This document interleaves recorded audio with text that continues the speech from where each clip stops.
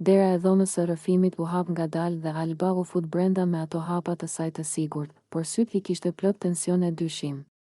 Ajo nuk e priste as pak që aty brenda ta gjente pikërisht Limin, të ulur në koltukun e kuq, me duart e mbledhura dhe me një buzëqeshje të lehtë që dukej sikur fshite diçka më shumë nga sa tregonte. Alba ndaloi për një çast. Po ti? Ç'bën bën këtu? Pyeti ajo me një ton të përzier mes habitjes dhe nervozizmit. Limi ngriti kokën, e shikoi drejtë në sy, një shikim I gjatë që e la ajrin pezull, dhash një mesazh. Por duket se Big Brother deshi të na përball, tha ai me atë qetësinë e tij karakteristike. Alba, që zakonisht nuk humb fjalën, këtë herë u duk sikur ngriu.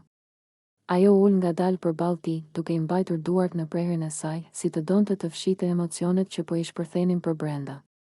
Dhoma e rrëfimit u kthye në një arenë të vogël ku dy personazhet më të komentuar të shtëpisë u gjendën sy më sy pa askën tjetër përreth. Ke shumë për të më thënë, Limi, tha Alba duke marrë frym thellë. Kam. Dhe mbase edhe ti, ja ktheu ai, tensioni mes tyre ishte I dukshëm.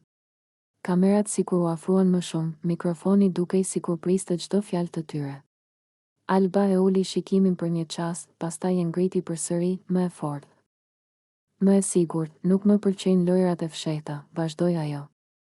Nëse ke diçka për të sqaruar, thuaje këtu.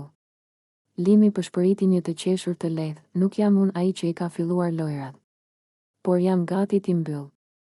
Ajo fjali e preku Albën më shumë se sa deshi të tregonte.